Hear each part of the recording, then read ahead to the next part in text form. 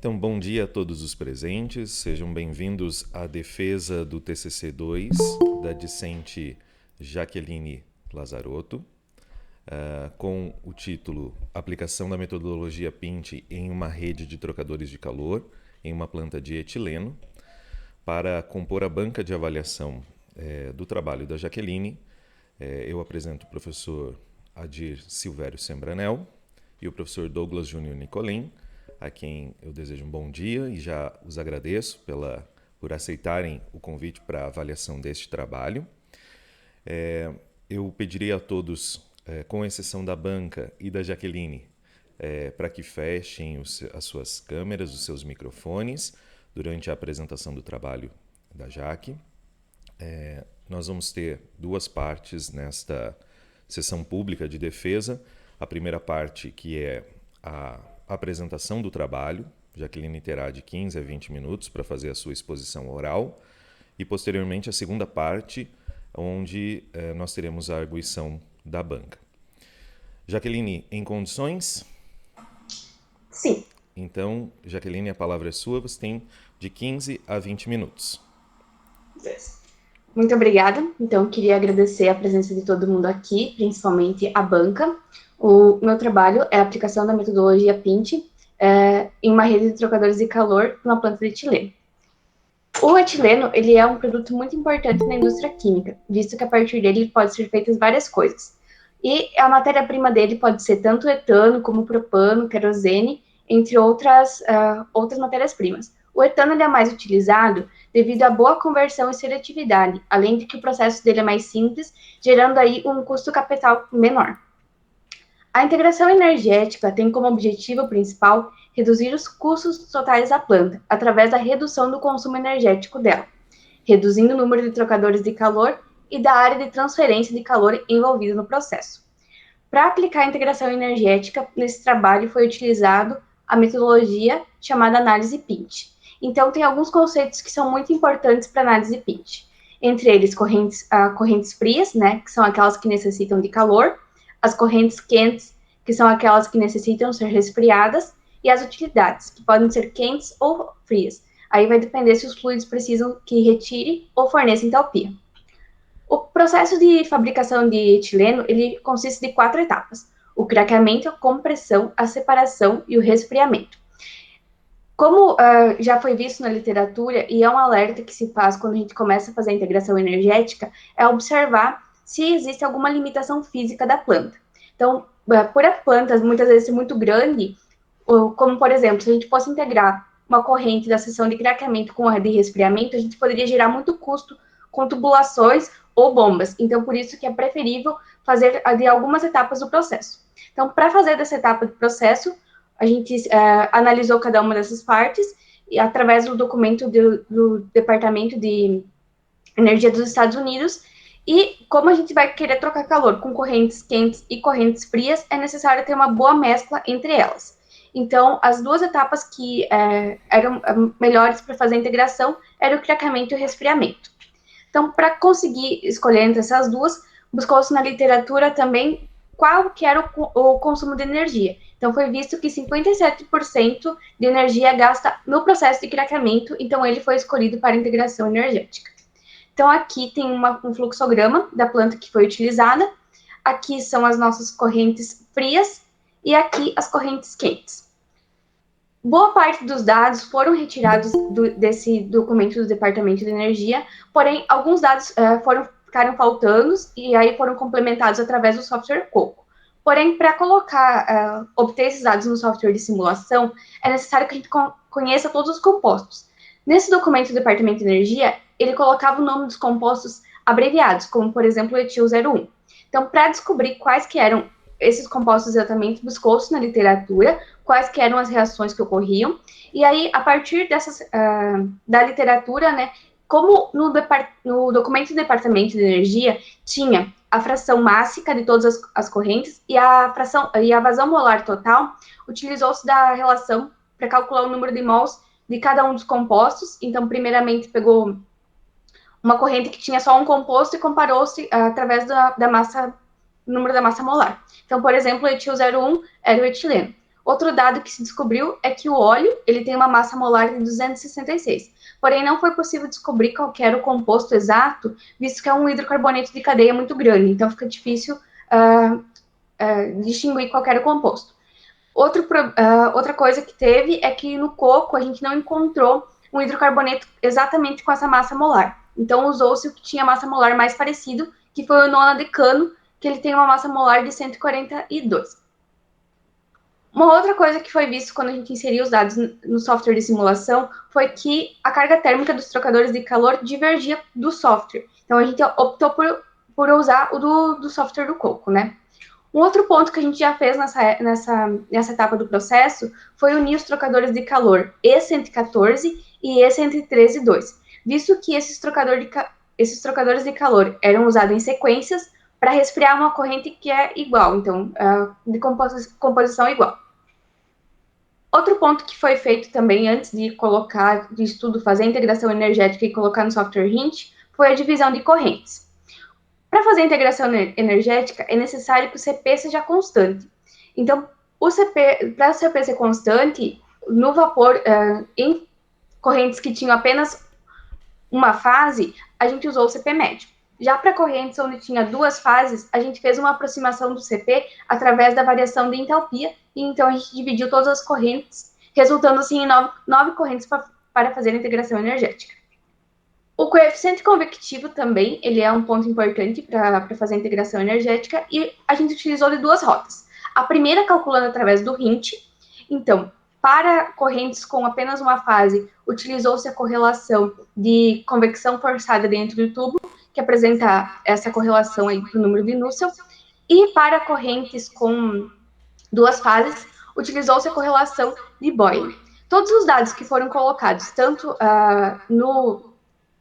nesse aqui, né, de uma fase, quanto no de duas fases, todos eles foram obtidos ou através do cálculo ou através do software Coco. O único que não foi obtido foi de tensão superficial para correntes com duas fases. E o outro que a gente utilizou também foi as correlações que foram encontradas na literatura. Essa correlação aqui é uma correlação mais básica, né, que geralmente é utilizada para o cálculo do coeficiente convectivo em correntes com uma única fase, e essa aqui é uma correlação específica para a mistura de hidrocarbonetos. Então, e essa aqui é para compostos com duas fases. Quando a gente calculou, então, o coeficiente convectivo, observou-se que com o Hint, a gente obteve valores muito pequenos de coeficientes convectivos.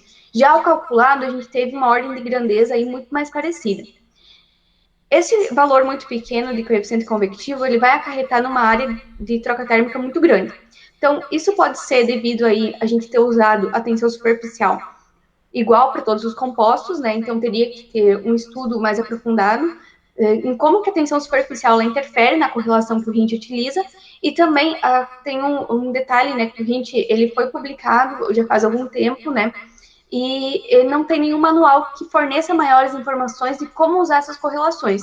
Então, também teria que ter um estudo maior para ver como que isso vai interferir nas correlações. Essa foi a primeira integração feita, né?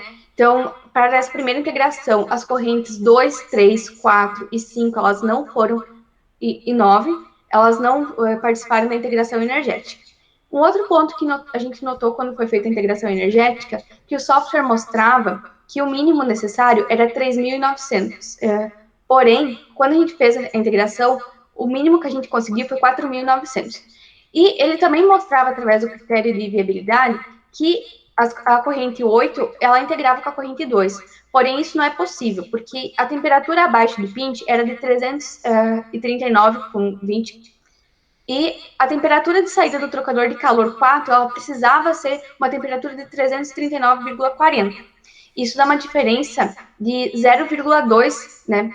0,2 Kelvin. Como o Hint ele apresenta alguns erros relacionados a números decimais, então a gente supôs, né, que era esse erro, que era uma coisa que não tinha acontecido com nenhum outro trabalho feito com integração energética na UTF.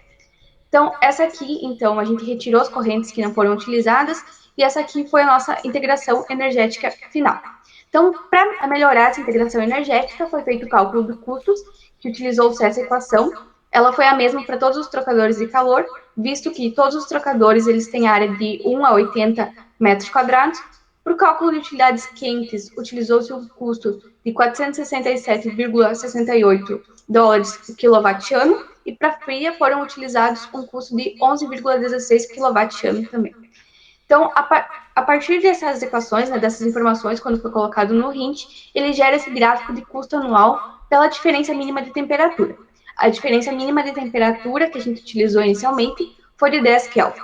E aí, depois de feita a análise, a gente notou que o nosso custo menor, ele aparece na diferença de temperatura de 13,74, o que é condizente com a literatura, porque geralmente ele fica próximo do valor de 10. E aí, então, como eu já falei anteriormente, devido a essa dificuldade de trabalhar com o RINT com números decimais, escolheu-se a temperatura mínima de diferença de 13 Kelvin. Então, aqui tem a integração energética final do processo. Então, aqui a gente conseguiu integrar as correntes. Então, a corrente 2, ela foi integrada com a corrente 5, com a corrente 4 e com a corrente 3. E apesar dela ser integrada com essas três correntes, ela ainda necessitou de uma carga de aquecimento, representada pelo H5. A corrente 5, ela também foi integrada com a corrente 1, porém ela ainda necessitou de uma carga de resfriamento, representada pelo C6, e a corrente 1 e a corrente 4, elas foram totalmente... elas não necessitaram de cargas externas, né? Então, aqui tem a área dos trocadores de calor, como eu comentei anteriormente, no trocador de calor 3 e no trocador de calor 4, onde a gente tem mudança de fase, devido àquele coeficiente convectivo calculado anteriormente, teve uma área de mais de 400 mil metros quadrados, o que não condiz com a realidade, né? Dentro de uma planta industrial, é um trocador de calor muito grande. Então, aqui a gente tem o gráfico das curvas compostas, né? Aqui onde tem o ponto mais próximo das curvas é a temperatura do ponto PINT, né? A temperatura acima do PINT de 349, a temperatura abaixo do PINT de 339, e a gente pode separar esse gráfico em três áreas. Então, essas três áreas aqui. Onde a gente tem apenas a curva composta fria, é onde a gente tem a nossa utilidade, o mínimo de utilidade quente necessária, que foi aproximadamente 8.000. Onde a gente tem apenas a curva composta quente, é o mínimo de utilidade fria necessária, que foi aproximadamente 5.000. E aqui, nesse meio, onde tem a curva composta quente acima da curva composta fria, foi onde teve todo o calor recuperado. Outra informação que o RINT nos dá também é a cascata de energia, e a partir da cascata de energia a gente consegue identificar onde não tem variação de entalpia, a nossa temperatura do PINT, que foi 342, e acima da cascata a quantidade de utilidade quente, e abaixo da cascata a quantidade de utilidade fria também. A grã curva composta, ela é feita a partir das duas curvas compostas que eu mostrei anteriormente e com as temperaturas corrigidas. No ponto onde a grã curva composta toca o eixo Y é a temperatura do PINT, né? E acima é a quantidade de aquecimento necessária e abaixo a taxa de resfriamento. Então, aqui eu tenho todos os equipamentos, esses, o de cima sem integração e os de baixo com a integração energética. Apesar de ter mais equipamentos depois da integração energética, a área total deles é menor, né? E também observando os equipamentos sem integração, a gente tem dois deles, que é o E113-1 e o E113-2, que eles têm uma área muito próxima com o H5 e o H6. Então, eles podem ser reutilizados, reduzindo assim o custo de compra de equipamento posteriormente. Aqui tem uma simplificação da rede de trocadores de calor, que é como estava lá no fluxograma que eu mostrei anteriormente. Então, nessa simplificação, e como era na planta original, nenhuma corrente era integrada entre si. Todas elas necessitavam ou de vapor ou de água de arrefecimento. Outro ponto que tem aqui na integração energética é que no trocador 1 e 3, eles trocam calor com a corrente 4, com a corrente 5, e ambos trocam calor com a corrente 2. A corrente 4 e 5, ela é a mesma corrente do processo original, que é a VAP10, VAP10C. E ela só foi dividida anteriormente por causa da mudança de fase. E agora ela pode ser novamente integrada, né, unida e a gente pode usar sendo um trocador de calor só. Então, aqui, como mostra um fluxograma mais simplificado, né, de como ficou essa integração energética, aqui a gente tem a corrente 2, né, que possui aí o maior número de trocadores de calor. Aqui eu já inseri o trocador de calor 1 e 3 como sendo um só. Aí, com o trocador de calor 2 também, e mais a necessidade de aquecimento, que é chamada de H5. Então, a corrente 4 e 5 também, que era aquela que originalmente foi separada, mas agora ela pode ser unida novamente, passando pelo trocador de calor 1 e 3, né, ainda pelo trocador de calor 4, e ainda necessitando de um pouco de resfriamento, né, que é representado pelo C6. A corrente 3, que ela foi totalmente resfriada, sem necessitar de alguma outra utilidade, e a corrente 1 também, que ela foi aquecida sem necessitar também de uso de nenhuma utilidade.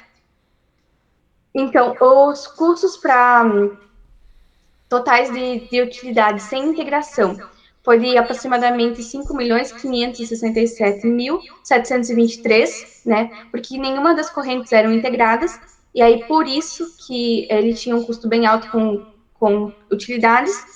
O custo total de utilidades com a integração foi reduzido em aproximadamente 30%, então ele gerou um custo de utilidades com a integração de 3.862.257, e o custo de aquisição de novos equipamentos, ele gira em torno de 1.280.000. Então, ele é menor, o payback ele é menor do que um ano, e também, como eu falei antes, esse custo de aquisição de novos equipamentos, ele foi feito considerando todos os novos equipamentos, sem considerar o aproveitamento aí daqueles trocadores de calor, o E113.1 e o E113.2, que eu citei anteriormente. Então é isso. Muito obrigada. Muito bem, Jaque, muito obrigado pela sua apresentação. Nós passamos agora à segunda etapa da defesa do seu TCC, que é a etapa de ouvir a banca. Então, nós vamos começar essa etapa convidando para a sua fala o professor mais externo. No caso, os dois professores são do DAENG, né? Então, não tem um professor mais externo, mas vamos começar então por ordem alfabética. Vou chamar primeiro o professor Adir Silvério Sembranel. Professor Adir, muito obrigado pela sua presença, pela sua disponibilidade em avaliar o trabalho da Jaqueline. A palavra é sua. Ok, muito obrigado, professor André, Jaqueline. Cumprimento também o professor Douglas e aos demais alunos. E pelo que eu vejo, tem uma mãe junto aí, né? Acompanhando. Então, parabéns pela apresentação da sua filha também. E parabéns a Jaqueline pelo seu trabalho e pela sua apresentação, né? O meu agradecimento vai também porque esse convite me proporcionou um pouquinho mais de aprendizado. Não que eu tenha aprendido muito nesse teu trabalho, mas não porque ele não está bom, é porque ele é muito complexo. Né? Para a minha vivência, para a minha experiência enquanto engenheiro ambiental, ele é um pouco fora da minha área de atuação. Por isso que eu agradeço a experiência de ter aprendido um pouquinho sobre esse processo todo. Eu acho muito interessante porque, se não fosse uma banca, eu dificilmente pararia para ler um trabalho como esse. Então, eu faço um agradecimento especial também a vocês por me oportunizar essa condição. Eu parabenizo a Jaqueline pela sua apresentação. Você se mostrou muito segura, conhecedora daquilo que fez, né? Tinha um domínio de todo o processo, então parabéns.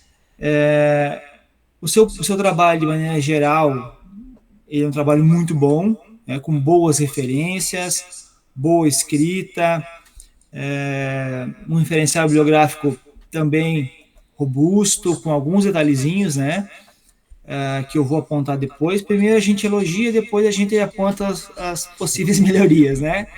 Mas, assim, essas melhorias que eu identifiquei, muitas são pequenas sugestões que não vão alterar nada no seu trabalho, e outras são talvez dúvidas minhas, por não ter talvez o conhecimento necessário ou ideal para o tema, né?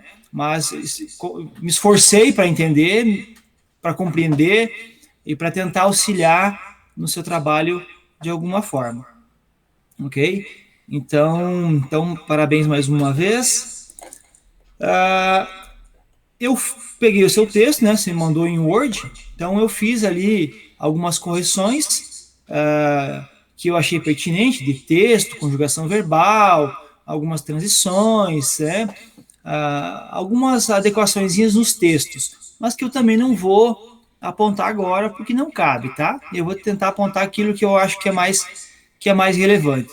Depois o arquivo eu passo para você e pro André, e vocês avaliam, né, aquilo que é necessário ou não, se foi falta de entendimento meu, ou se ficou alguma coisa realmente que poderia ser melhor, ok? Lembrando que os apontamentos que a gente faz, eles nunca têm o objetivo de denegrir trabalho nenhum, né? É sempre com o objetivo de contribuir para um trabalho que já está excelente, diga-se de passagem, tá? Então, são poucas contribuições que eu terei a fazer. Na sua introdução, eu só fiz ajeitei algum posicionamento de algumas referências que a gente sempre coloca por data do mais antigo para o mais recente, né? Quando você faz as estações, eu só arrumei isso aqui, alguns pontos, mas vai estar descrito aqui. O uso do APUD, eu acho que você pode buscar evitar o máximo possível. Quando for possível, evite o APUD, né? Não é muito interessante para que isso ocorra. Lá na introdução, no seu... Deixa eu ver qual que é esse parágrafo. É lá que diz assim, contudo, com base na proposta do fluxograma, aí você vai discorrendo sobre isso, é uma frase bastante longa, é um parágrafo quase, a última frase é muito longa, eu fiz sugestões para alterá-la, só que não tem autor, então eu não sei se você não tem autor aqui, eu opto sempre por, na introdução, não utilizar textos de autoria própria. Eu sempre busco fazer a citação de autores. Então, verifica se aquele teu parágrafo lá não tem citação de autor nenhum. Não sei se é seu, se não é, né? No parágrafo abaixo, quando você fala, com base nisso, a análise Pinch deve ser empregada. Esta metodologia vai trazer benefícios em uma grande variedade de plantas e processos, sejam eles grandes ou pequenos. Como o seu trabalho, o título dele também dá essa evidência da metodologia Pinch, talvez seja interessante você inserir um parágrafozinho aqui na introdução, falando um pouco mais da metodologia, né, os princípios dela, com base no que ela faz essas simulações, esses cálculos, e faz essa análise, né? Talvez um parágrafozinho ali, você diz que ela vem trazendo benefícios, tal, mas não me diz assim, pô, o que é essa análise Pinch? Lá na introdução, lá no seu referencial tem alguma coisa, mas talvez ali seria interessante, tá? No parágrafo seguinte, você diz lá, na análise de integração energética, quer dizer, a análise Pinch é uma análise de integração energética. É isso? Né? Então, você não disse no parágrafo acima, quando você fala da análise Pinch, que ela era uma análise de integração energética. E no parágrafo abaixo, você fala, na análise de introdução energética, não, então eu entendi. A metodologia Pinch, ela tem como base a integração de energia. Né? Por isso eu acho que faltou em cima explicar um pouquinho o que é. Tá? Eu até fiz uma sugestão no parágrafo, quando você fala da análise de introdução energética. Então, a análise de introdução energética proposta pela metodologia Pinch são realizados cálculos com o objetivo de identificar as condições de demanda, né? É uma adequaçãozinha de texto só, né? Que também não compromete em nada o seu trabalho, imagina. Tá? Vamos ver na sequência. Ó, aí embaixo aqui você dá uma explicadinha melhor. Eu até coloquei aqui, ó, essa frase, logo no parágrafo, penúltimo parágrafo. Aí você fala um pouquinho sobre o método Pinch. Aí eu sugeri, então coloca lá em cima quando você fala sobre ele. Aí você explica um pouquinho mais sobre ele lá. Tá? Mas algumas coisas, umas frases um pouco longas, uns parágrafos um pouco longos, dá para você dividir mais as frases, assim, mas isso ocorreu em poucos. De maneira geral, o seu texto é bem dividido em frases, em parágrafos. Um ou outro parágrafo ficou meio longo, frase meio longa, assim, que até destoa um pouco do resto do trabalho, né? Porque você faz uma boa divisão disso aí. Só um segundinho aqui, que correu um probleminha aqui comigo, ó. Pronto.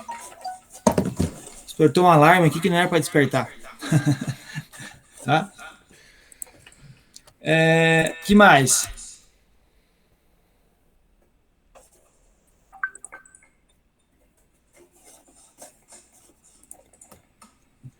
Lá no seu objetivo geral, projetar uma nova rede de trocadores de calor em uma planta química de produção de etileno a partir do etano, por meio da aplicação Pinch de análise de integração energética, a fim de comprovar a viabilidade do projeto, tornando o processo mais sustentável e tal. Aí eu perguntei assim, projetar uma rede de trocadores de calor.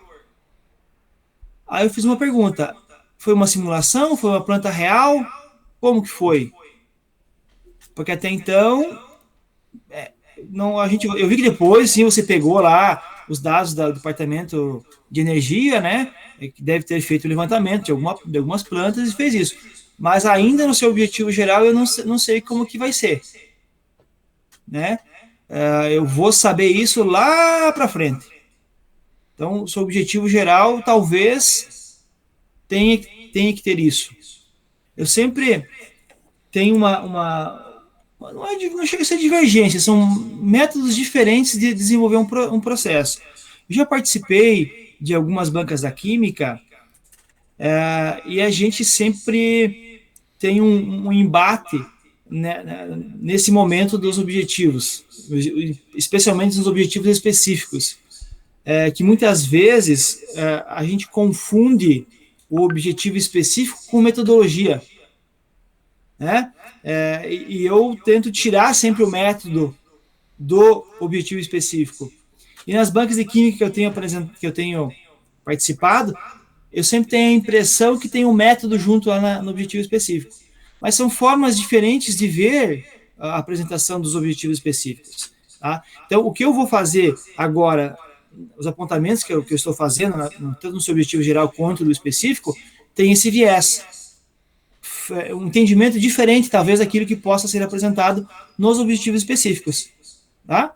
Então, algumas coisinhas que eu penso que é metodologia, mas aí você avalia, junto com o Zuber aí, se é ou não. Tá? Uma das situações seria no seu objetivo geral, né, que eu acho que talvez seja interessante colocar que foi uma simulação e não uma planta real, né? Mas aí, às vezes, a gente se confunde com metodologia. Mas aí vocês aqui veem. Coletar dados do balanço de massa de um processo, aí se é real ou não, que é o primeiro objetivo específico.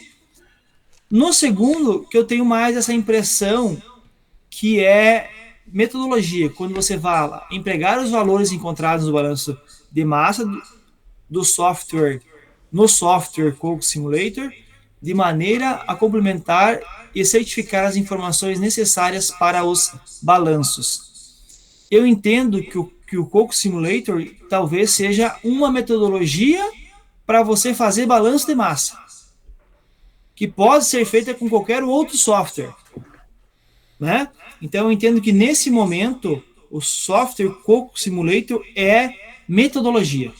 Então, eu vou realizar o balanço de massa para encontrar as medidas necessárias para os balanços. Lá na metodologia você vai dizer, eu vou fazer isso com o Coco Simulator. Mas é uma forma de interpretar, tá? Não que esteja errado. Pelo menos eu entendo assim. Quando eu fiz o doutorado, principalmente, a banca não tinha essa flexibilidade de falar, olha, isso pode ou não pode, depende de cada... A minha banca era muito taxativa, não pode, não é isso. Né? Eu já penso que existe essa possibilidade, essa variação, dependendo da formação do indivíduo. Né? Eu participo de bancas de mestrado na geografia, e vocês não imaginam como é totalmente diferente um projeto da área de geografia do que um projeto na área de engenharia. Eles não têm objetivo geral, objetivo específico, referencial, metodologia, resultados, bonitinho. São capítulos, são grandes capítulos que ali vai de tudo, sabe? E eu, no início, tinha muita dificuldade em interpretar aqueles textos. Mas é uma outra forma de fazer. Não está errado, é a forma lá mais relacionada às áreas humanas. Então, esses são os meus apontamentos, tá?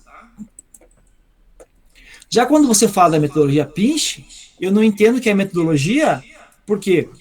Porque é a essência do seu trabalho. É o método Pinch. Então, porque devem existir outras metodologias para essa análise também, além da Pinch, né?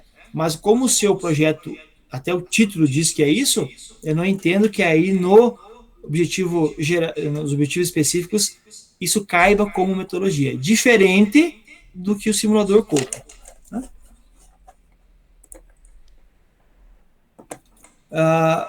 O seu referencial ele está muito bom.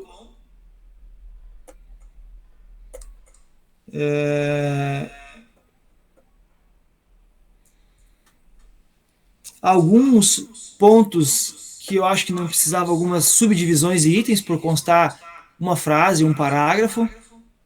Acho que não precisava ter subitens, né?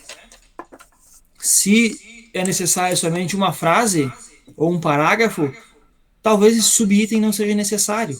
Né? Criar um subitem para uma página, para um parágrafo, 3 linhas às vezes, talvez seja necessário.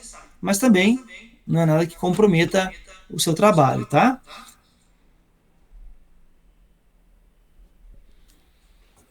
Vamos descendo aqui.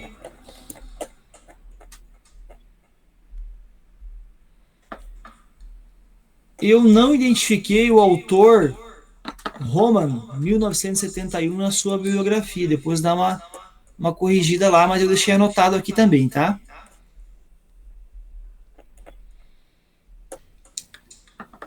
Lá no item 2.4, quando você fala sobre análise Pinch, você utilizou basicamente o autor Kemp. Será que a gente não conseguiria variar um pouco o autor sobre o tema, considerando que nós estamos fazendo um referencial bibliográfico, aí, teórico, né? Talvez nós tivéssemos que ter uma discussão um pouco maior com outros autores sobre o tema. Ficou praticamente só o Kemp. Autores mais novos, talvez, porque esse aqui é de 2007. Essa idade aí nós estávamos jogando bulica ainda. O Zuber não, o Zuber estava fazendo o mestrado. Mas eu jogava bulica ainda. Então, talvez uma mais recente, tá, Jaqueline? Verifica se existe a possibilidade disso, implementar aí um autor a mais para discutir o Pinch. No item abaixo, quando você fala do diagrama de temperatura, entalpia, também só tem o Kemp. Né? Todo item só com o Kemp. Então verifica se existe a possibilidade de uma... Adir, Oi. Se você me permite uma parte, o Kemp ele é discípulo do Linhoff, que foi quem criou o método. E o que aconteceu foi, em 2007, foi criado uma segunda edição dos apontamentos do Linhoff, compilados pelo Kemp. Então, sabe aqueles livros que você tem vários autores, mas você tem um autor que compila as informações? Por isso que o livro do Kemp, ele é a Bíblia da integração energética. Por isso que a Jaqueline utilizou e parece que é só um autor, mas no fundo é uma compilação de muitos trabalhos que foram desenvolvidos do final dos anos 70 até os idos de 2005. E aí o livro foi publicado em 2007. Então é por esse motivo que ela cita a Bíblia, e a Bíblia tem, nesse caso, só o autor Kemp. Tá bom. Ok, não tem problema.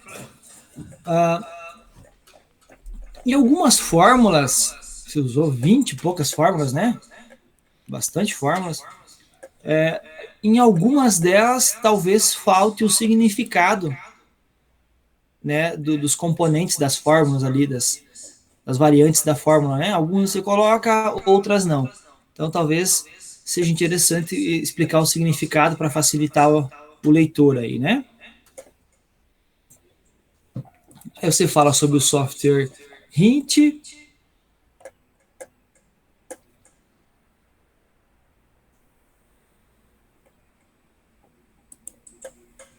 Aqui eu fiz um apontamento sobre o dentro do item do software Hint lá, que você fala, que é o item 2.5, algumas adequações no texto, porque de certa forma tu está se confundindo. Você faz apontamento do trabalho do Chegini, às vezes está até parecendo que você está se referindo ao seu próprio trabalho. Adequações de texto que eu marquei para você prestar atenção. Numa primeira leitura me pareceu, opa, não, mas ele está se referindo a outro trabalho. Então dá uma olhadinha. E no seu referencial faltou o software Coco. Você falou sobre o software Hint e o software Coco, que inclusive aparece lá nos seus objetivos específicos, não tem nada sobre ele. E ele foi uma grande ferramenta para o seu trabalho, né? Então, talvez teria que inserir aí o software Coco, tá?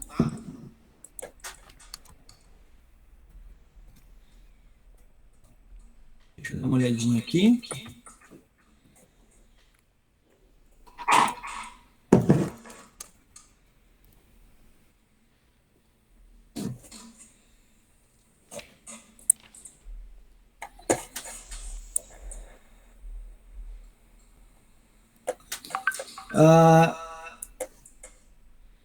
Lá nos procedimentos metodológicos, você começa aquele primeiro parágrafo: os dados utilizados nesse trabalho foram retirados no documento final feito pela Programa de Indústria e Tecnologia do Departamento de Energia, Eficiência Energética americano, né? Os objetivos desse documento é fazer a melhoria de diversas plantas industriais que, apesar de terem uma tecnologia bem desenvolvida, ainda permitem melhoria da eficiência energética. Então aqui eu acho que faltou você explicar melhor, sabe, sobre esses dados. Esse documento, ele aponta informações de unidades de plantas reais, ou é um documento que faz só uma simulação disso? Eu acho que para mim ficou um pouco vago sobre essa coleta de dados, sabe? Não consegui amarrar talvez mais características dessa planta fictícia. Não sei se ela existe ou não, se esse documento foi criado com base em plantas reais ou se foi criado somente para aplicação metodológica. Enfim, eu senti um pouco de falta desse maior detalhamento, tá? Sim, esse documento ele é baseado em plantas reais e ele foi publicado exatamente para isso. Ele foi publicado com o objetivo de vários pesquisadores pegarem esses dados e melhorarem, fazer uma integração energética ou melhorar o consumo energético dessa planta. Certo, então possivelmente essa planta, existem várias plantas dessas. Você optou por uma. Então, nesse documento ele tinha essa de etileno e ele tinha vários outros, tinha também de amônia. Então, no documento eles publicaram essa. Uhum. Mas assim, no próprio documento ele não fala assim, tipo, eu acho que é uma planta real, visto que eles pediram como que podiam fazer, assim, melhorar o consumo de energia, né? Mas ele não cita também se, tipo, isso é realmente uma planta mesmo, mas eles publicaram para o pessoal com esse fim, para realmente melhorar o consumo de energia da planta. E você chegou a verificar um outro trabalho utilizando essa mesma planta, a existência? Eu vi que o professor André tem trabalhado com essa metodologia, né? Você mesmo citou no seu trabalho que tem alguns colegas que já fizeram isso, e eu também busquei na internet, eu vi que o André é orientador desses projetos, né? E além disso, você sabe se mais alguém fez essa análise energética dessa planta? Chegou a fazer uma pesquisa? Dessa planta não, e também de etileno eu não encontrei. Então, até quando a gente estava escrevendo, o André até falou para mim, veja se você consegue alguma coisa de integração energética dessa planta de etileno, né, a partir de etano. Eu acabei, não encontrei. Encontrei algumas melhorias na planta, mas de integração energética de etileno, eu não encontrei. Se isso realmente não existir, é um ponto a mais para o seu trabalho, né? Que é um trabalho inédito, digamos assim, com essa metodologia, né? Mas então, vamos lá.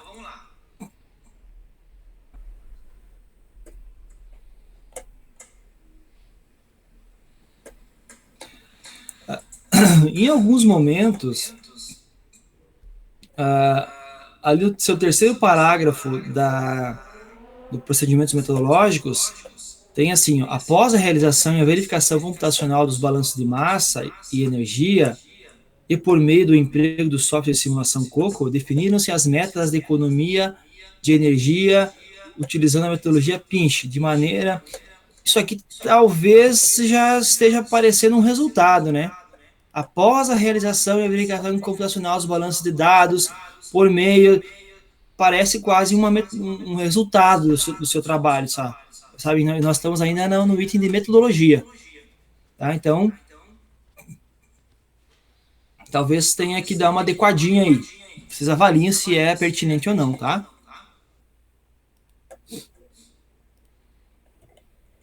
Vamos ver o que mais. Eu tenho um hábito de fazer assim, os trabalhos que eu oriento. Eu sempre vinculo os meus objetivos específicos à metodologia. Então, quando você tem lá, deixa eu buscar aqui no texto. Quando você tem lá, coleta de dados de balanço de massa e energia para o processo total. Eu queria um subitem, mas esse é um hábito meu, tá? O subitem lá na metodologia, coleta de dados. Como é que eu vou fazer? Tá aqui. O seu segundo objetivo específico, empregar os valores encontrados no balanço de massa. Para fazer isso, então, eu queria o subitem lá. Para fazer isso, eu preciso disso.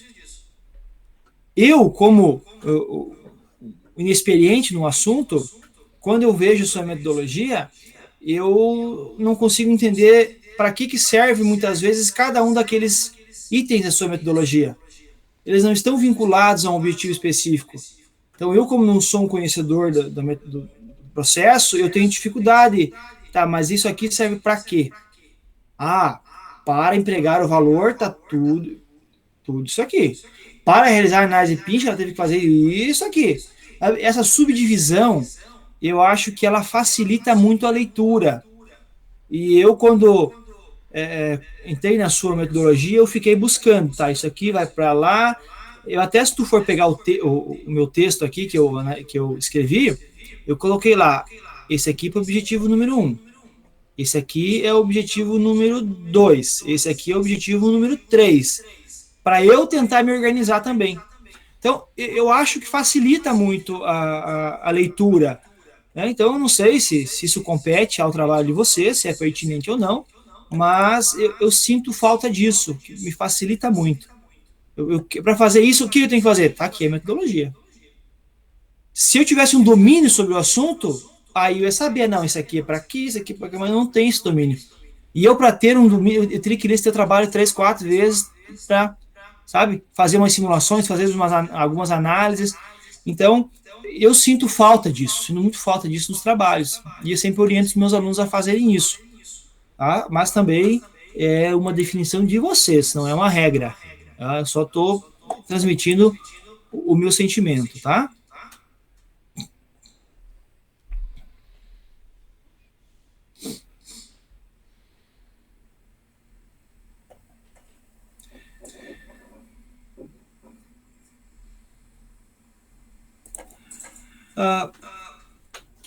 Se vocês acharem pertinente, dê uma lidinha melhor.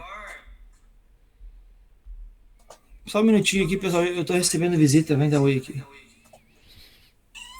Se ela acordou agora, daí ela veio dar um oi só. Só estamos eu e ela em casa, né? Tá bom? Tá? Quer pegar o gato?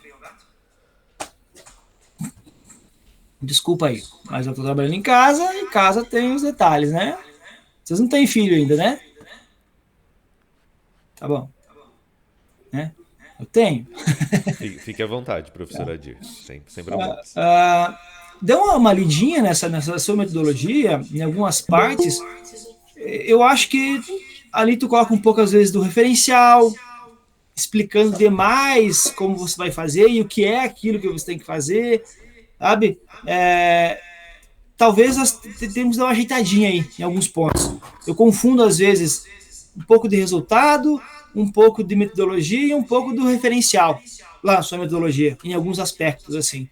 Então, dei uma avaliada, eu fiz alguns apontamentos e vocês verifiquem se é pertinente ou não.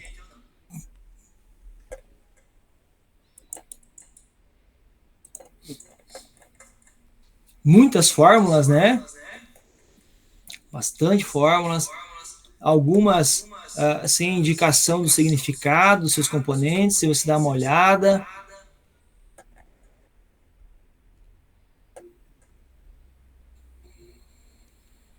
Lá no resultado de discussões, lá no item 4.1.1, escolhas das correntes, né?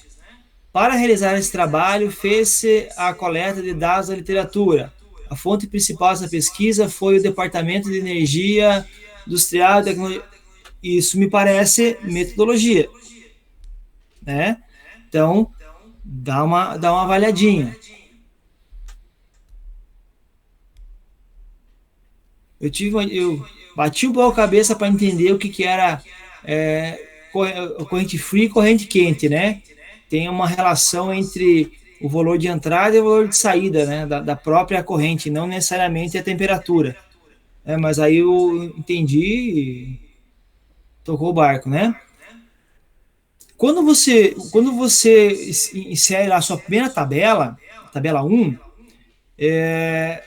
eu também demorei um pouquinho para entender lá equipamento, corrente de entrada, corrente de saída e todas aquelas siglas, né? São referentes à sua figura do apêndice A1, né? Talvez facilite a vida do leitor e indique isso de alguma forma. Eu vi aquilo lá, falei, onde é que é isso, onde é que é isso? Porque quando você cita a figura, o apêndice A1 lá em cima, eu fui lá ver o apêndice A1. Mas digamos que não é uma figura agradável de se ver, né? Ela é uma figura complexa, né? Então, assim, a gente não vai decorar todas aquelas siglas, aqueles números. Às vezes demora para fazer a referência. Talvez se você fizesse esse link, ó, né, apresentado lá na figura A1, né, que é a simulação de uma planta e tal, talvez fosse melhor. Mas eu acredito que isso deve ter dado um trabalho bem grande, as análises,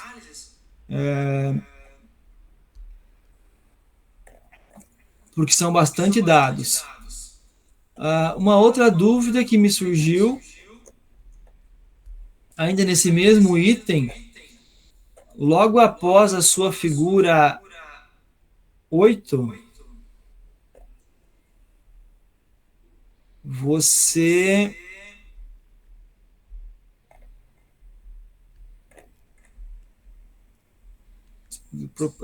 fala a proporção de energia consumida nos diferentes subprocessos. E você mostra, como você mostrou nessa apresentação, que o maior consumo de energia está no craqueamento, né?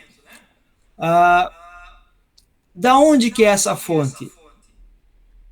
Eu, às vezes, tenho a impressão que é do Departamento de Energia Industrial e Tecnologia. Ou é daquele autor Kong, Shang e Zhu, os chineses ali. Ele foi um artigo que eu encontrei, e aí eu até escrevi em cima baseado no gráfico mesmo. Então, o gráfico eu só transportei essas informações para cá. Então, é desse autor, que está citado abaixo do gráfico ali. Porque logo abaixo você fala assim, ó, no relatório do departamento obteve-se os dados de temperatura. Não sei se eu fiz confusão, ou verifica se às vezes está fazendo uma relação do Departamento de Energia ou daqueles autores chineses ali. É que, assim, como eu tinha falado ali, né, quando a gente fez a análise, ficou, como tem que ter uma boa mescla entre as dois tipos de correntes, ficou craqueamento e resfriamento. Aí, depois disso, né, então, eu fui buscar onde que se consumia maior energia. Aí eu encontrei esse artigo que ele cita, que ele mostra esse gráfico ali, daí ele cita que 57% é no processo de craqueamento. Então, baseado nisso, né, e também é esperado que no processo de craqueamento a gente gaste muito mais energia do que aí no resto do processo, né? Então, por isso que foi uma correlação das duas coisas. Eu peguei os dados no departamento de energia, e aí também daí eu olhei, né, a partir desse artigo, onde que gastava mais energia. E aí, sem contar que aí teve mais as referências, né, de como o departamento de energia ele não tinha o nome dos compostos por completo. Para complementação também, para verificar se todas as reações estavam certas, ainda teve mais algumas outras referências que foram consultadas. Tá bom. Aqui também me parece, já nos resultados, algumas coisas de metodologia, que eu só escrevi aqui, depois você verifica se é ou não.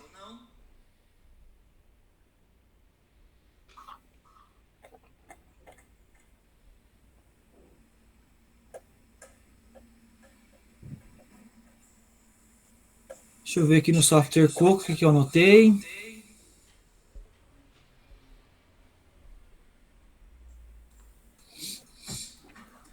Lá na tabela A1 e A2, parte dos dados, eles têm como origem aquela planta de simulação do Departamento de Energia. Parte dos dados você acabou inserindo. Eu sugiro que os dados que você acabou inserindo, você identifique eles na tabela de uma forma mais clara. Não, esse eu inseri, esse eu não inseri. Porque eu lembro que até na sua apresentação você apresentou algumas dúvidas com relação a alguns valores base para o cálculo. E até fez uma pergunta aqui no texto: a existência de alguns dados pode comprometer o cálculo? Pode se gerar uma dúvida com relação a essa análise que você fez? Né? Porque teve uma massa que você não achou no software, que você mudou de 200 e pouco para 148, é um valor significativo, né? Era o mais próximo, mas é um valor significativo. Isso não compromete o seu trabalho? Isso deixa uma dúvida para o leitor. Talvez você possa argumentar que isso não vai gerar grandes alterações nesse teu cálculo, nesse teu projeto, por causa disso e daquilo. Porque às vezes gera uma dúvida, bom, mas é uma diferença significativa. Será que não gera algum impacto maior nessa análise? Eu acho Sim, que não gera, né? até foi uma questão que eu e o André, a gente se perguntou, né? Mas como esse óleo ele participa de apenas uma das correntes, e apesar também de ter uma grande diferença de massa molar, ele ainda é um hidrocarboneto de cadeia grande, provavelmente assim não vai ter muita diferença mesmo.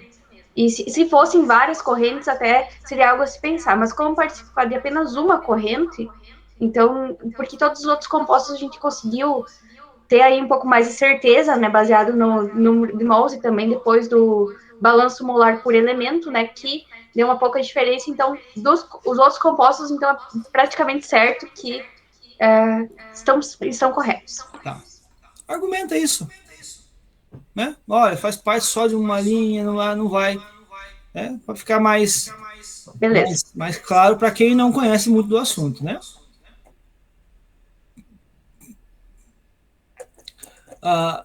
Aquela observação que eu fiz, né? Quando você usa apenas um parágrafo para um item, talvez você possa retirá-lo, verifica se é um subitem, né? Se é necessário ou não.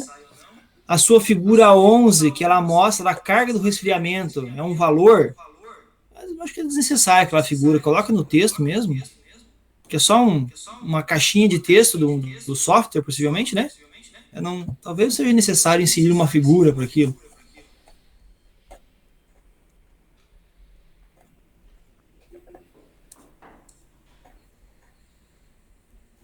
Daqui para baixo, eu penei para entender um pouco do seu trabalho, né, pela minha falta de conhecimento na área, mas eu gostei muito da forma como você apresentou os dados, né, eles têm uma inter-relação aí, né, eu senti isso, né, pelo menos nesse teu trabalho.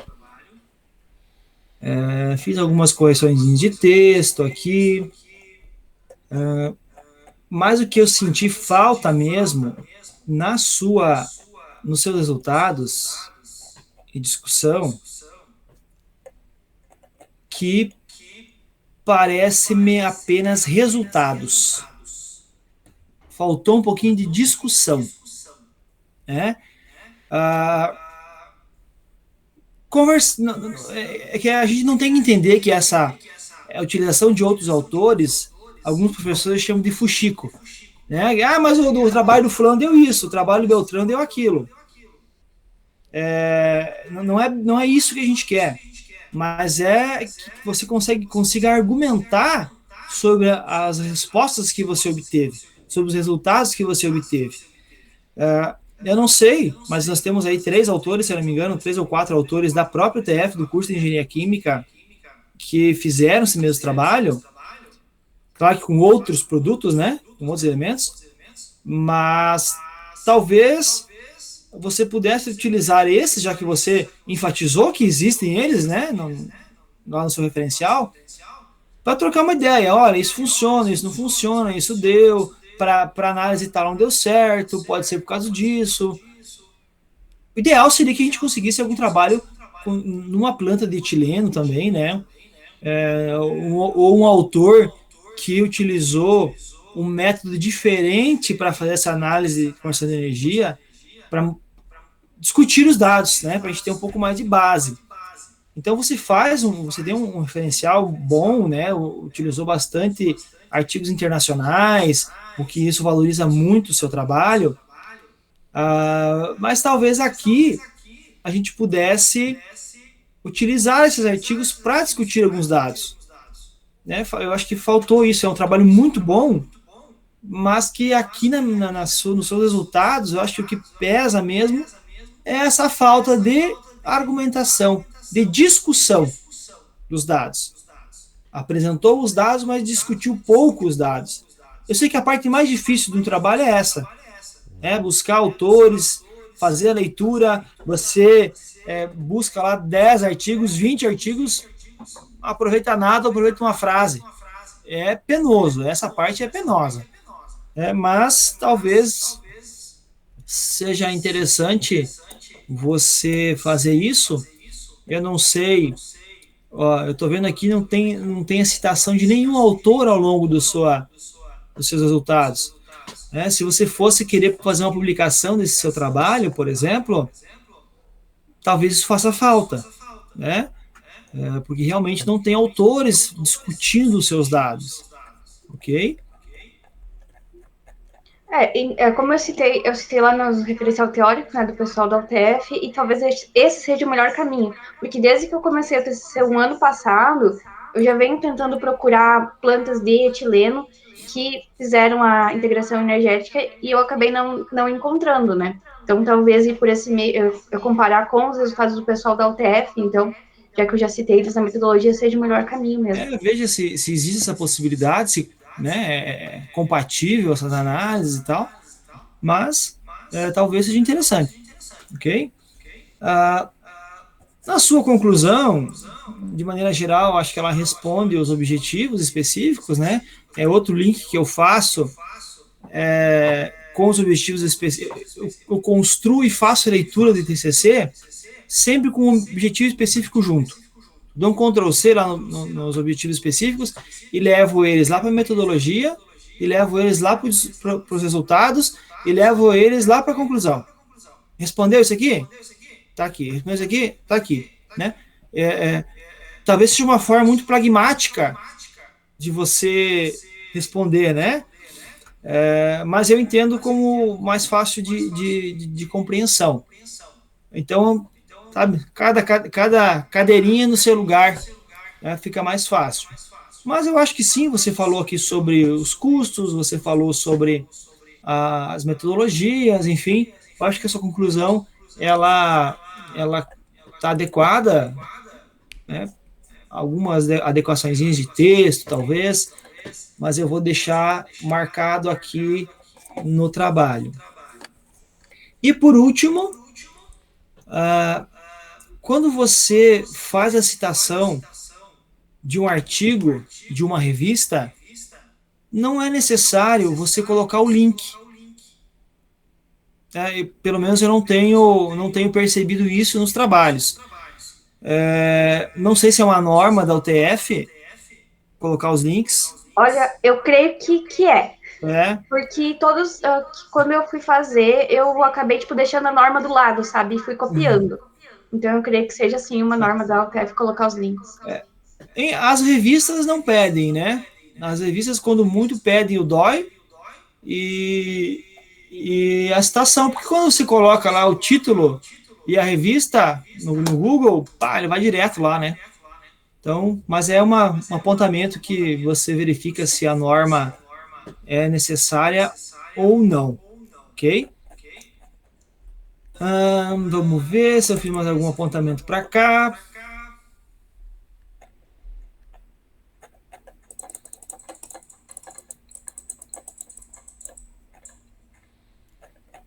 Eu acho que era só isso. Era só isso, sim. Então, assim, finalizando, eu parabenizo realmente um excelente trabalho. Parabenizo o André também pela orientação. Seu trabalho cumpriu com os objetivos que você propôs, isso que é o mais importante. E essas pequenas sugestões que eu fiz, talvez, né, se forem pertinentes, podem ajudar a melhorar ainda mais seu trabalho. Eu fico um pouco constrangido por talvez eu ter auxiliado mais na parte técnica mesmo, sabe? De discutir os dados contigo, de avaliar, mas eu realmente tive um pouco de dificuldade para fazer esse processo aí, então eu me detive mais nessa questão metodológica, na questão de texto, de organização, né? A parte técnica mesmo eu tenho as minhas limitações, né, por conta da minha formação, mas agradeço imensamente pelo convite, foi um aprendizado a mais para mim, então foi muito gratificante ler o seu trabalho. Joia? Muito obrigado a todos. Obrigada, professor. E eu agradeço também a sua contribuição, visto que é interessante ter alguém que não tem tanto conhecimento. Então, às vezes, a gente acaba escrevendo o trabalho e, como a gente tem um maior conhecimento do assunto, a gente não coloca tanto em detalhes. Então, acho que isso contribui muito para quando outras pessoas, né, que não têm tanto conhecimento da análise PINT, né, pegar o trabalho para ler. Professora Adir, eu faço das palavras da Jaque as minhas. Acho que é extremamente importante a gente fazer essa conexão de áreas distintas. Você da ambiental contribui muito para o nosso trabalho em visões que às vezes a gente tá pecando e não ouve considerações de colegas do departamento, né? E eu acho que os seus apontamentos são muito pertinentes e, assim, concordo com 100% daquilo que você comentou, porque nós precisamos deixar o texto mais claro e melhor discutido os resultados para os próximos alunos que virão fazer TCC. As dúvidas que você demonstrou podem ser dúvidas de futuros leitores desse trabalho e, por isso, as suas considerações serão colocadas, incluídas no texto final. Muito obrigado, professor Adir. Passamos agora para o segundo membro da banca. A palavra agora é do professor Douglas Júnior Nicolin. Bom dia a todos, pessoal. Eu gostaria de começar agradecendo aí pelo convite, né, para a participação agora da banca de TCC2, uma vez que eu estava presente na banca de TCC1 da Jaqueline. E a gente tem sempre, quando é convidado novamente, né, para avaliar a continuidade do trabalho, é sempre uma experiência bem interessante para saber onde chegou, né, baseado na onde a gente viu que estava partindo aí a proposta de projeto, né. E eu vou tentar ser breve, até porque na sequência nós temos aí outra banca, né, professor Zuber. Então, eu também vou me ater mais a comentários gerais a respeito dos apontamentos que eu fiz, assim, do texto, porque daí você vai conseguir ler sobre isso, né, os comentários, e eu fiz a revisão no Word, então tem muita coisa que eu fui lá no texto e já deixei marcado e corrigido já, né, já que a gente tem essa ferramenta. Ao invés de deixar para você ler todos os comentários e depois fazer ali, você pode até aproveitar, dependendo de como vai revisar o texto depois, as correções, né? Eu gostaria de parabenizar pela apresentação, Jaqueline. Eu achei que certas pequenas amarras na leitura do texto foram esclarecidas aí na sua apresentação. Eu acompanhei principalmente a parte onde você apresenta o pós-integração energética. Eu acho que ficou claro na sua apresentação. As marcações, né, foram dinâmicas, o que a gente às vezes não consegue transpor no texto. A apresentação com certas animações ajuda a gente a compreender, né, o que você estava querendo dizer. E eu acho que, inclusive, eu fiz alguns apontamentos lá que algumas marcações em figuras poderiam estar no texto, porque daí, já comento sobre isso, né, mas daí facilita algumas compreensões que a gente não teve, né. Eu vou começar, então, a minha fala sobre o seu texto, pegando um gancho até nesses comentários finais que você mesmo fez, né.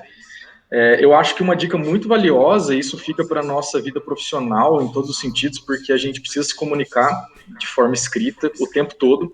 Parece que quando a gente vai para a engenharia, a gente acha que isso não vai acontecer, mas vai acontecer o tempo todo, né? E eu acho que como dica primordial, baseado nesse gancho aí, desses comentários que vocês fizeram aí na transição entre o professor Adir e eu na fala, é fundamental. Manter em mente que a gente tem que se comunicar, pensar que toda vez que a gente vai redigir um texto, técnico ou não, né, de engenharia química ou não, a gente sempre tem que pensar que a gente vai tentar escrever para qualquer pessoa ler.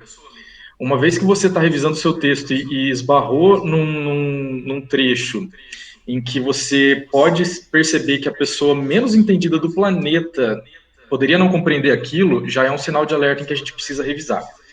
Porque, querendo ou não, eu acho que devido à área de integração energética hoje, na nossa matriz, ser uma disciplina de forma de tópicos optativa, né, vai ser muito comum que talvez no futuro ela não seja ofertada e isso não vai impedir de um aluno que não fez a disciplina se interessar pelo assunto e querer estudar isso e reproduzir isso na forma de trabalho de conclusão.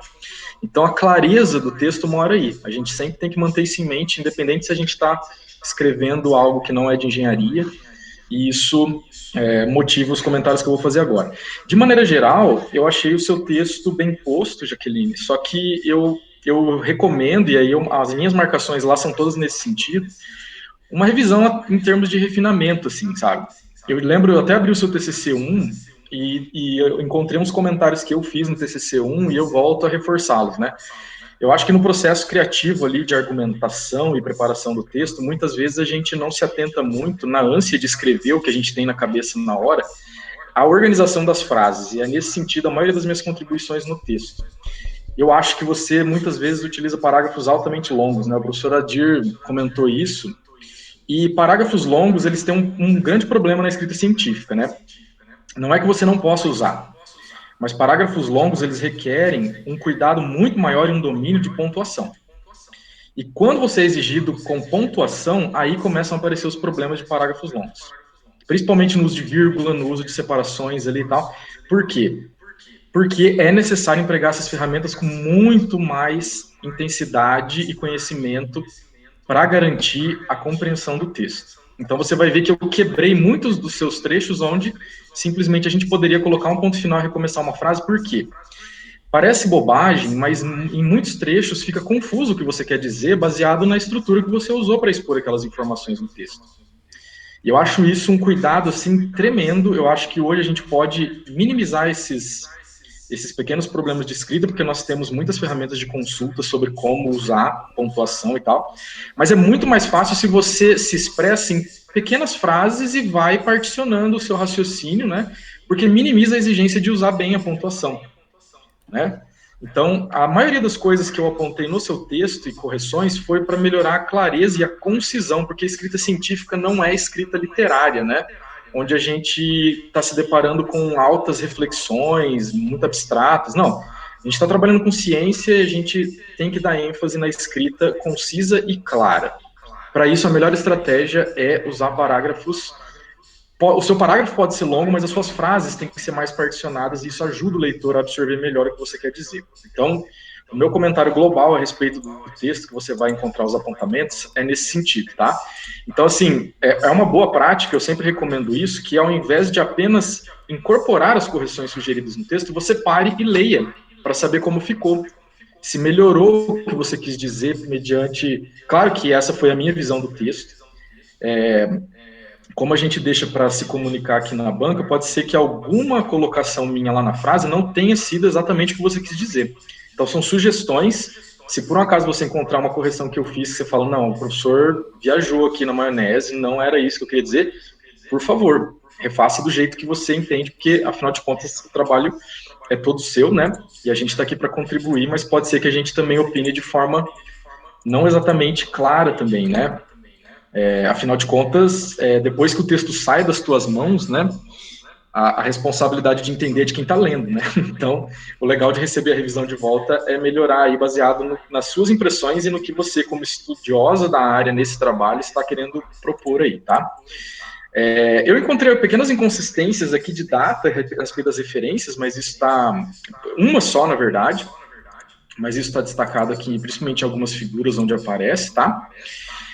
Eu vou reforçar o que o professor Adir comentou, porque isso, na verdade, é um karma de quem vai para modelagem matemática, né?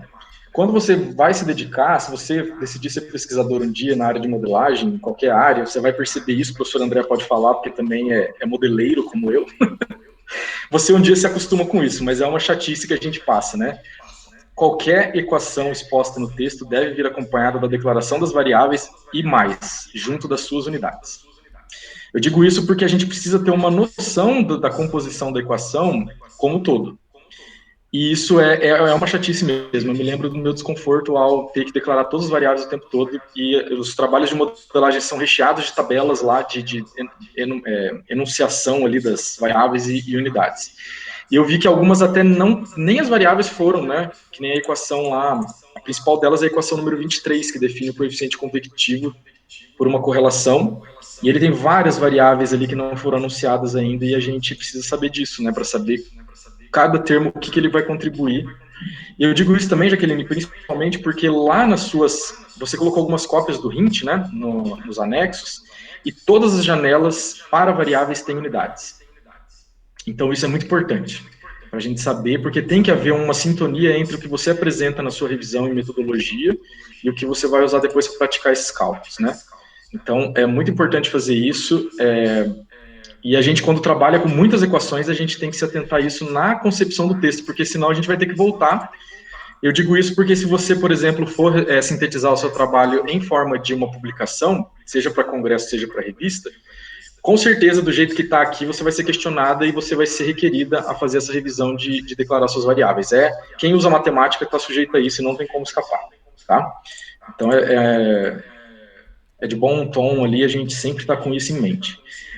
Ainda na concepção das unidades, Jaqueline, eu acho que seu trabalho nas tabelas ali, a tabela 1, tabela 2, ali na página 38, né? Tabela 1, 2, 3 e 4.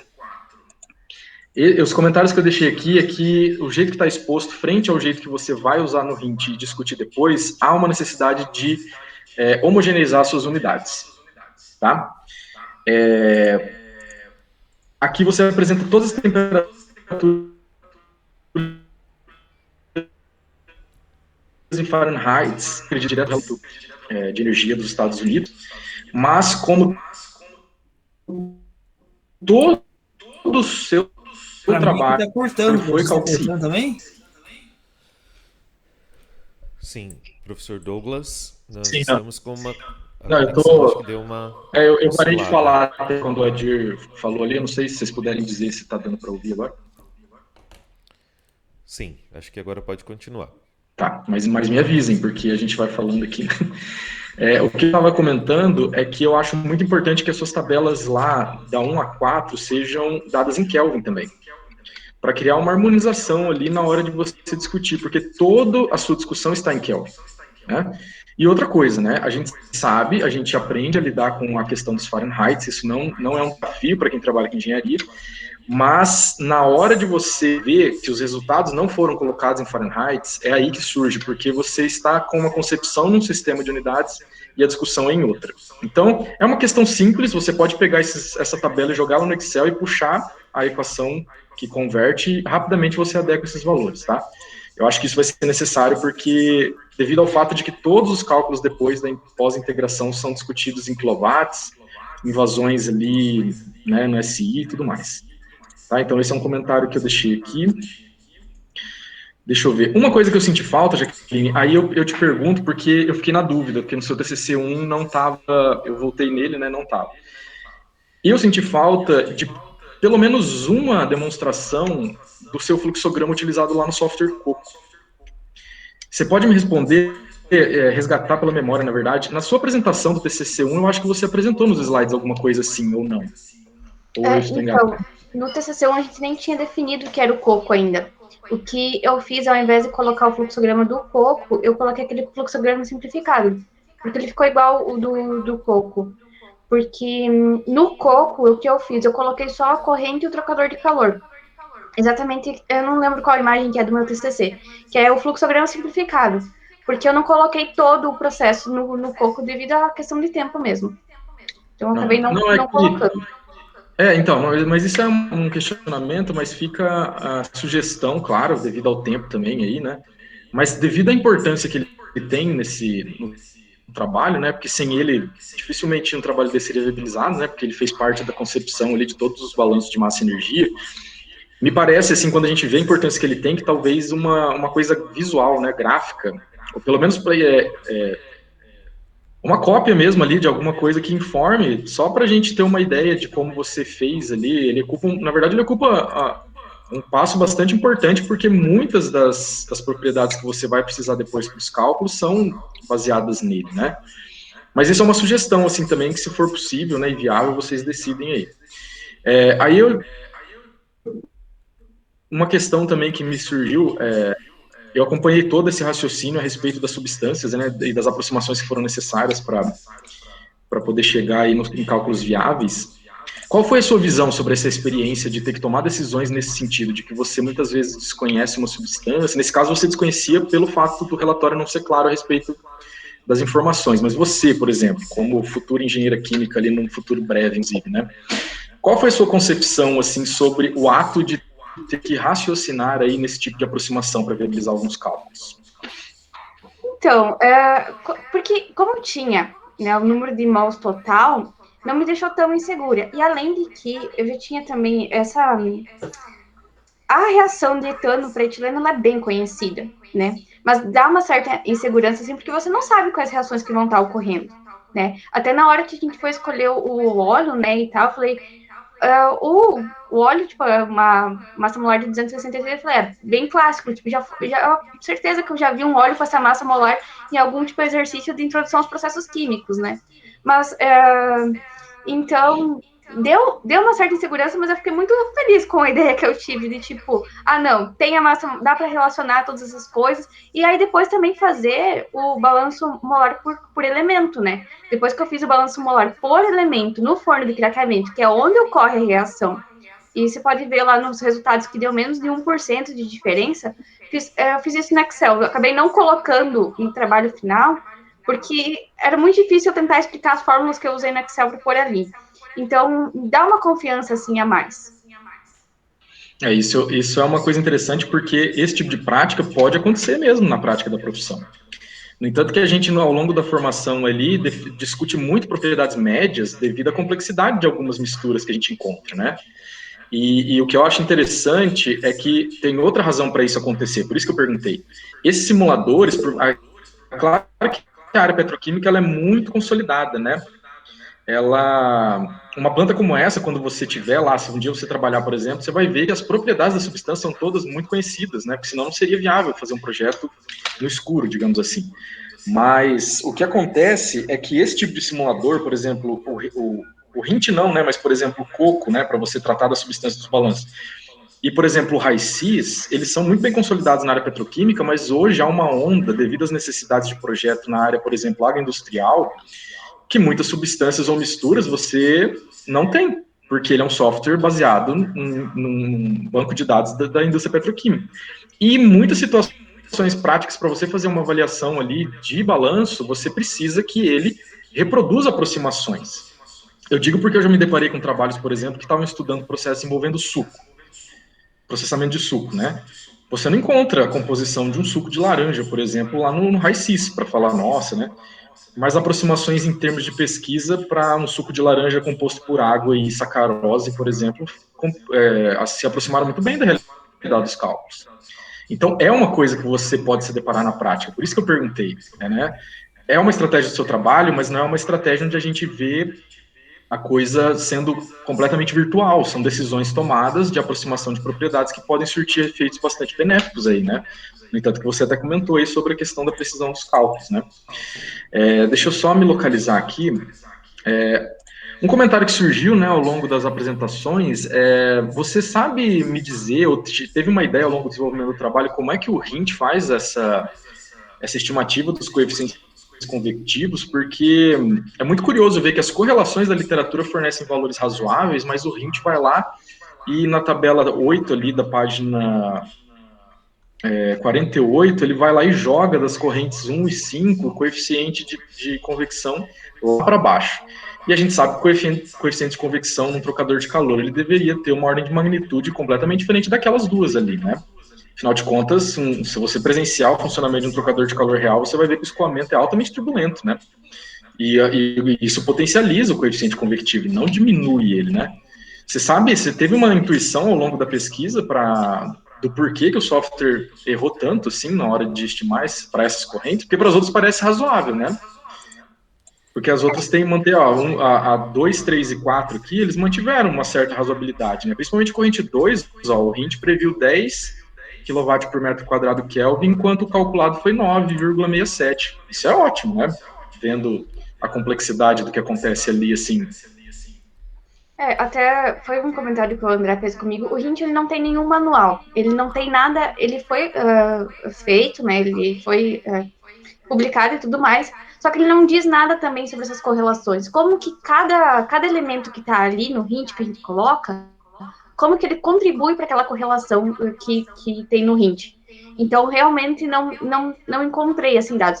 E até uma coisa que eu ali coloquei, né, para no futuro, né, se alguém conseguir encontrar essa correlação e também conseguir ver, porque o único dado que eu não consegui mesmo foi a de tensão superficial, né?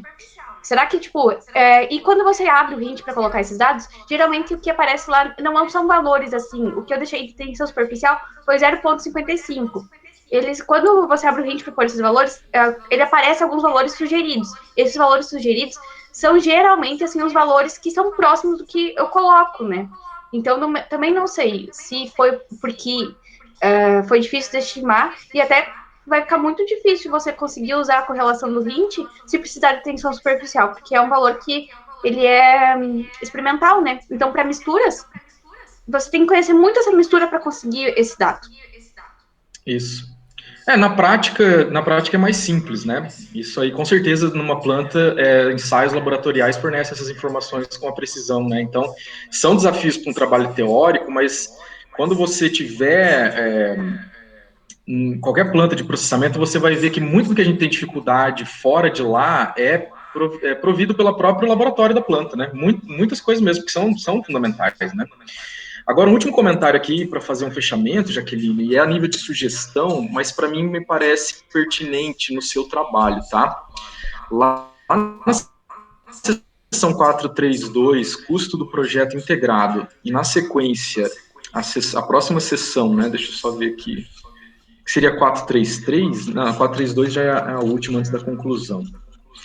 Mas eu deixei um comentário aqui, mas eu vou chamar a atenção porque isso acontece na 431. Na verdade, na seção 43 dos custos, né? Me soa muito mais natural que você pegue esses valores de custo, principalmente porque você compara antes e depois, para mostrar a economia que a sua análise forneceu ali de custo em termos da integração energética. Me parece muito mais agradável para a compreensão você apresentar isso na forma de tabela. Por quê? Valores numéricos em textos corridos, geralmente a gente opta por fazer isso se você precisar apresentar algo lá na conclusão, por exemplo. Ou valores que são comparados, ainda mais que você mostra uma porcentagem, né, do que caiu ali de custo por causa da integração energética, fica muito melhor de compreender quando eles estão tabelados no antes e depois, por exemplo. E no seu texto todos os valores estão em texto corrido, e você poderia, por exemplo, colocar um antes e depois e a porcentagem de diferença causada pela integração energética. Por quê? Porque daí você consegue abrir uma brecha para que o professor Adir comentou em alguns momentos ali, de focar no texto, não em apresentar os valores numéricos, porque a tabela é autoexplicativa. Você vai olhar para a tabela e vai saber do que se trata. Mas abrir o texto dessa sessão para comentários de análise mesmo, discussão. Porque você ocupou boa parte do texto só citando valores. E para gente que trabalha com número o tempo todo, quando eu olho uma tabela, eu já sei do que se trata e isso você não precisa comentar com palavras o que essa tabela traz. Né? Ainda mais que é uma tabela de custos, geralmente a análise é bem simples, você olha o valor numérico, e se daí você pode comparar por meio de porcentagem. Eu acho que fica melhor, porque você ainda está na sua sessão de resultados de discussão. Tá? Você apresenta algumas tabelas ali diárias e tal, e é nesse sentido que eu falo, quando a gente olha uma tabela como essa, a gente não precisa ficar quebrando a cabeça, porque tá ali, tabelas são autoexplicativas e você abre comentários de análise ao longo do seu texto, tá? No mais, Jaqueline, os outros apontamentos estarão ao longo do texto, tá? Todos eles em forma ali de sugestões, principalmente a respeito da colocação de algum refinamento necessário para o texto ficar melhor compreendido. São comentários necessários, porque a gente não pode esquecer que esse trabalho vai ficar publicado aí na biblioteca UTFPR. Então, acho que está travando um pouquinho, né? A gente sempre tem maior, são textos que visam a publicação depois, né? Tá. Então, vou falando calmamente, vocês me dizem se estão conseguindo ouvir. Acho que está usando... Passa a semana inteira na internet... É que você deu uma robotizada agora, professor Douglas, que ficou muito boa na gravação desta defesa. Que eu coloquei o meu Android aqui porque eu estou em outras atividades. Mas aqui é uma ironia, né? Você passa a semana com a internet a todo vapor e quando você precisa dela para um evento público, ela começa a falhar. Né? Mas, assim, eu encaminhei o texto já para vocês olharem, né? Que nem eu estava falando, é muito importante que a gente tenha esse cuidado da escrita, porque a gente precisa que trabalhos formalmente publicados estejam muito bem consolidados, então é por isso que a gente insiste em revisões de texto também, né? E no mais, Jaqueline, espero que você tenha aproveitado a experiência, porque o seu trabalho, ele, agora consolidado, ele vai desde os fundamentos dos processos químicos, você usou técnicas lá, que muita gente subestima achando que é só uma disciplina, né, mas balanço por átomo é uma das maiores ferramentas que a gente encontra, principalmente para problemas como a gente discute lá, onde não é possível escrever as reações, ou não vale a pena, porque são muitas reações acontecendo. E você passa por questões termodinâmicas assim de um nível bem avançado, você passa por questões envolvendo fenômenos de transporte, todas as correlações de escoamento, transporte de momento, transporte de calor. Então eu vejo que é um trabalho altamente multidisciplinar, assim, então deve ter sido uma experiência bem gratificante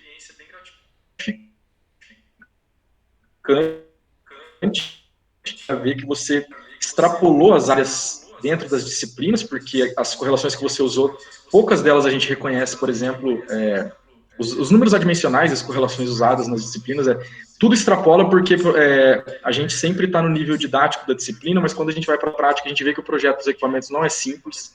Um trocador de calor, ele envolve, dependendo do design dele, ele envolve muito além daquilo que a gente vê de correlações que são as clássicas e servem para escoamentos ali bem limitados, que são realmente para vocês terem uma introdução a essas áreas do conhecimento. Quando a gente vai para a prática, a gente vê que a realidade é muito mais complexa do que qualquer problema visto em sala de aula. Então, eu acho que espero que você tenha aproveitado essa experiência, porque é um trabalho que agrega muito, assim, porque tem um apelo prático bem, bem relevante e aproveitar isso, né, essa experiência, aprender com isso é uma das grandes metas também do TCC, né? Então, parabéns pelo seu trabalho, eu encerro aqui as minhas considerações e, professor André, por favor, devolvo a palavra. Muito obrigado, professor Douglas, pelas suas sugestões. Eu agradeço já a ambos a visão que tiveram do trabalho da Jaqueline. Nesse momento, né, agora começo a dar um fechamento a essa defesa e gostaria de comentar que tentaremos até segunda-feira incluir essas sugestões que vocês fizeram no trabalho, porque eu, como orientador, acho muito pertinente a visão de ambos e a necessidade premente de refinar o texto. Então, a Jaqueline ainda vai ter mais um fim de semana atribulado com o TCC, né? Não acabou ainda, Jaqueline, mas estamos próximos do final. Eu gostaria de brevemente destacar aqui a coragem da Jaqueline e a persistência dela nesses últimos meses em abordar o tema.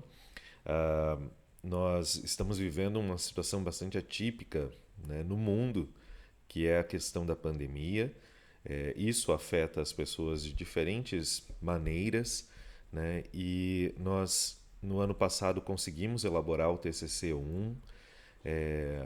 Aí nós tivemos um período de hiato, né, onde ficamos assim um pouco afastados dos trabalhos por questões pessoais, né? Cada um tinha as suas tarefas a cumprir ainda no ano de 2020 e nós resgatamos o trabalho e tivemos aí um tempo bastante curto para abordar um problema que é extremamente complexo. Então, assim, eu enalteço aqui a coragem da Jaqueline, porque muitos alunos encontram esse documento do Departamento de Energia. Vejam que encontrar dados de processos químicos é uma coisa extremamente difícil, não se apresenta esse tipo de dado na literatura. Ou você está dentro do sistema, você está dentro de uma empresa e você coleta esses dados, né, e aí os utiliza para fazer a integração energética, ou você tenta abordar justamente um problema complexo como esse, né? Então, a Jaqueline ela foi audaciosa no sentido de tentar buscar aí esses dados e trabalhar com eles, o que é difícil, tá? Outro ponto, eu não sei se eu estou aparecendo aqui para vocês direitinho. Espera só um pouquinho. Pronto. Outro ponto que muitos alunos fugiram, a Jaqueline resolveu investir, que é nessa planta. Os alunos que têm trabalhado comigo nesses últimos TCCs estão tentando detalhar e utilizar cada vez mais o RINT, e a Jaqueline tinha um propósito. O propósito era explorar essa parte do cálculo do coeficiente convectivo, que é uma das partes mais difíceis do trabalho de integração energética. Às vezes os alunos subestimam a integração energética, acham que vai ser algo fácil, tal, e aí não é, por causa dos Hs, né? E aí a Jaqueline traz essa visão e mostra a contribuição dela é que a gente precisa ter cuidado com a utilização dos Hs pelo método do Hint.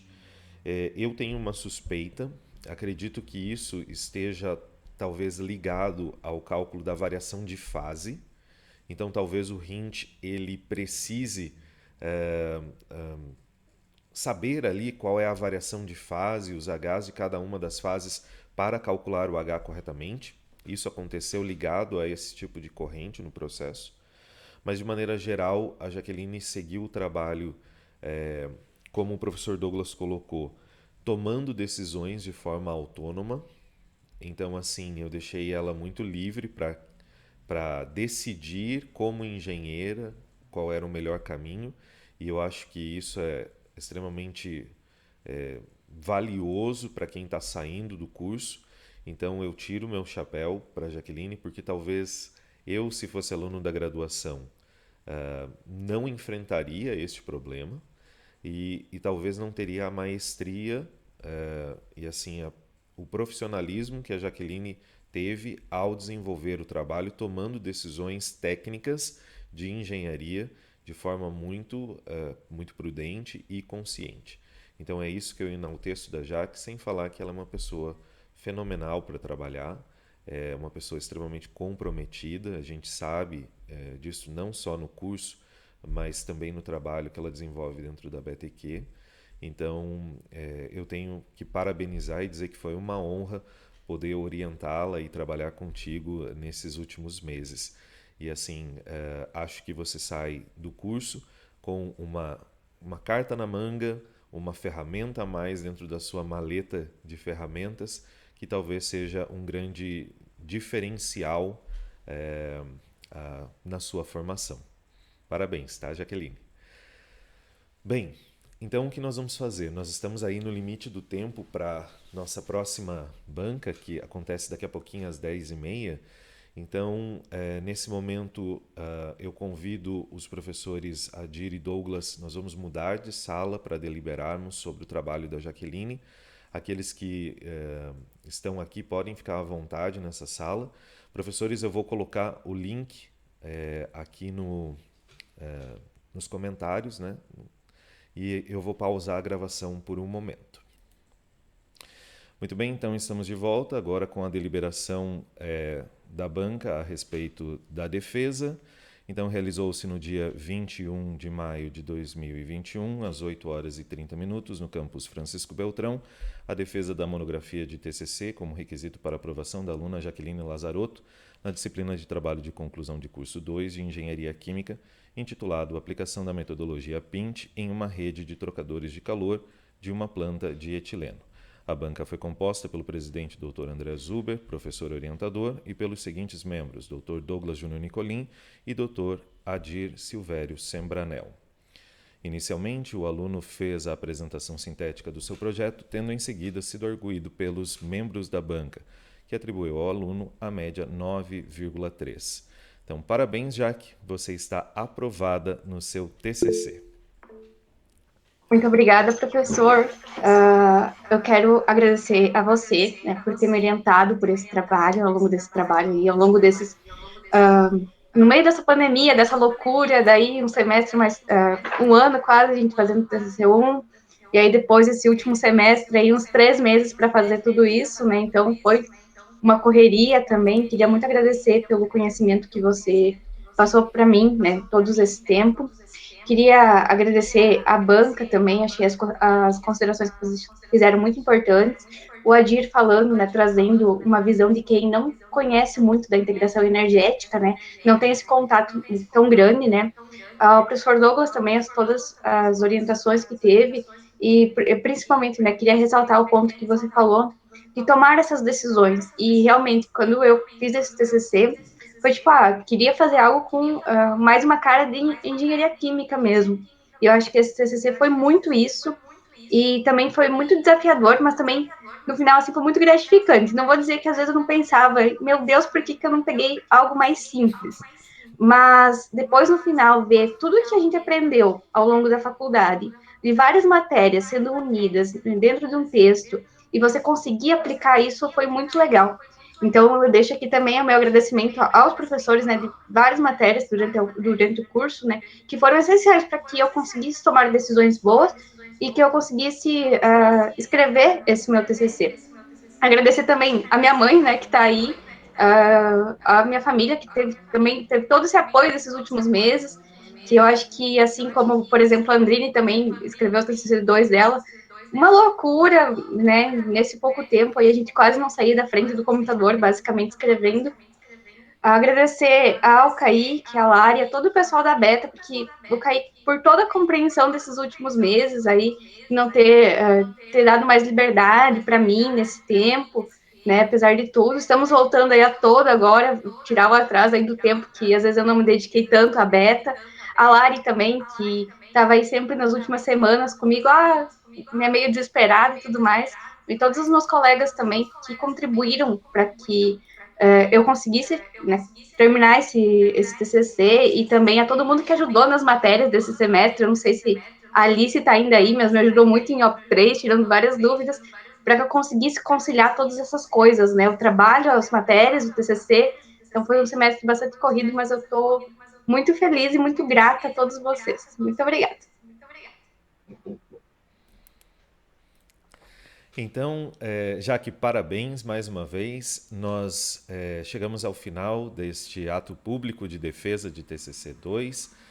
Como nós estamos em cima do laço, eu gostaria de agradecer em geral. Não vou abrir a palavra, mas ressalto mais uma vez a presença do Kaique aqui, a quem eu deixo o meu abraço, que é fundador da BTQ. Kaique, muito obrigado pela sua presença. Obrigado também a presença de todos. Lembrando já que nós temos que finalizar as correções até segunda-feira. Encaminhei a ata para você fazer a assinatura no seu e-mail. Dessa maneira, eu encerro essa sessão, agradecendo a todos, desejando um bom fim de semana e convidando o professor Douglas a ir para outra sala, porque o nosso trabalho continua. Obrigado, gente. Para lá. Até mais, pessoal. Obrigado, um bom dia a todos. Obrigado, até mais. Tchau, tchau.